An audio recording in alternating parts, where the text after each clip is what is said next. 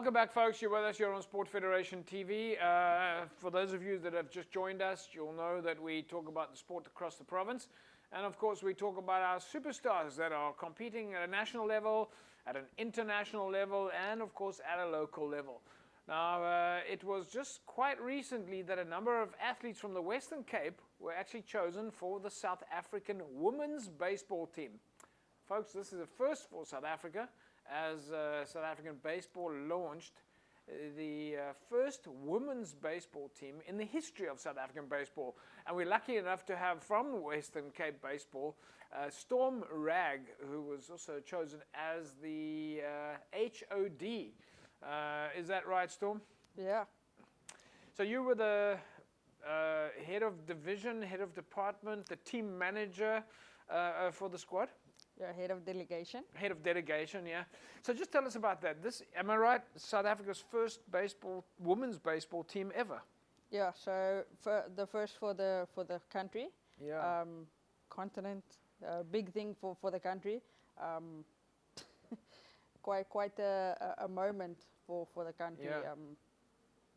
Number of athletes from the province are also selected, so also opportunity to be the first women's baseball players, actually. Yeah, so from the Western Cape there were a total of 7, including a coach and myself as a HOD. Yeah. Did you guys have quite a build-up to this event? Of course, you're playing against Zimbabwe. Yes. So we didn't have much as a big group with the others selected, obviously in the province, but we as a group in the Western Cape, we had quite a strenuous training schedule. We trained 3 times a week, and we had quite a build up to it to get the athletes to where they needed to be. Yeah, and you had juniors and seniors, right? That is correct. The juniors, the under 18 squad was quite a predominant amount of the team selected was from the Western Cape. That was a much bigger group from the Western Cape. So what was going through everybody's minds? I mean, was there a realization from the ladies that this is a historical event, that this is a first? I think that realization kicked in when closer to the time. I think the last 2 training sessions before that tournament occurred or started happening, and then I think the day that everybody got together, when everybody came together and we did our first big training session, is when it really set in and went, guys, this thing is happening. I think that's when everybody realized this is a first. I can't explain to you what the feeling was like when everybody got their uniform, because that is when it became real. Yeah. The emotions in the room was definitely a big thing when they got to feel and touch their SA gear for the first time. So one of the things everyone's talking about is this is the first South African women's baseball team, but why is that important?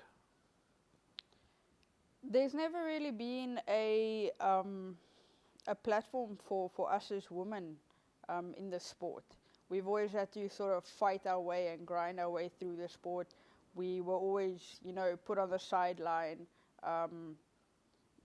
There hasn't really, we've always had to play with the boys, and we're always second choice to the boys, even though there was some really talented girls within the age groups and in the ranks. There are some girls that have been playing since the age of 4 and 5, coming through the age groups. And I think for those that have worked really, really hard through the years, to finally see something coming of it, and being able to not only make their provincial colors, but to actually finally say, you know what, I can play for my country and have played for my country finally and made my SA colors, is something worth saying. So to be part of the first group, the first for the country, the first team to play for the country is something very special and very important. And I'm just going to touch on, the last night for the senior ladies, I can say, we had sort of a team talk where we went around the room and each lady said what it meant to them to be part of the first. A feeling now that women's baseball is on the map? I can tell you that the drive in the senior ladies team is so much higher to not only grow the sport, but to take it to new leaps and bounds. Every individual in the senior squad, every individual, every player, every coach, every person that is part of that squad, the first squad, wants to take the sport for women to a new height. So they are willing to get involved in communities to grow the sport, to talk about the sport, to do anything to take it to the next level. Yeah. So I think from that aspect, everybody is willing to take it to the next level, to grow the platform, to make it a new platform, to put it more on the map than where it needs to be. So lots of achievements just to get into the team, building up to that. But then, of course, it was game day at some other stage, and the actual playing had to start. And then it was really what it came down to. So tell us a little bit about the competition itself. I mean, were the nerves that settled then, or were you guys in your groove? So it wasn't as easy as we thought it was going to be. I'm not going to lie. I mean, we never thought it was going to be a walkover. Don't get me wrong. But there was good baseball played overall. The team got together and we played good baseball. Zimbabwe played good baseball, and it was good baseball overall. Yeah. Not women's baseball, but baseball, the sport. The ladies did the right things. The fundamentals of the sport were there. And I think that's what is important.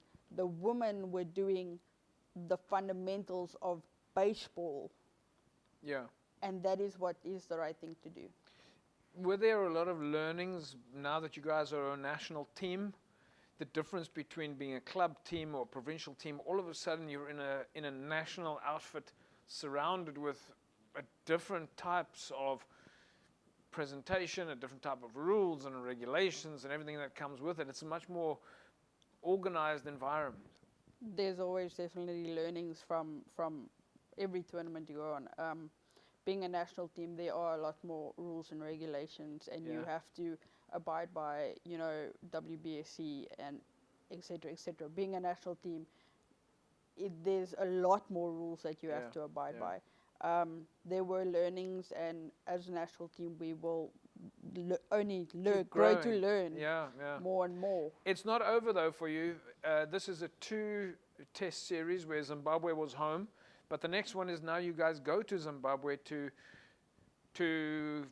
compete in the closing stages. Correct. Yeah. When is that? And tell us about that. So we are looking forward to obviously going to do the closing stage in December. Yeah.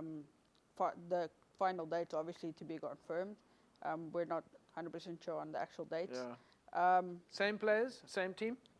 As far as I know, 100%. But I'm sure Zimbabwe's going to come back with full force. Yeah. Knowing now how we play and us knowing how they play, I think it's going to be more strenuous. I know that we're getting back at. We've had a little bit of a break now after the tournament, but we're getting back into training, and I think the coaches have a little bit more strenuous training for us to do as a team, and I know that our team talks are getting stronger. So, the girls they're dedicated and they know what they need to do. Storm, congratulations to you and all the rest of the ladies from Western Cape, juniors and seniors, that have made it into South Africa's first ever baseball team. And we look forward to seeing what comes next and seeing how the sport keeps growing. And can't wait to get you guys back in studio. Thank you.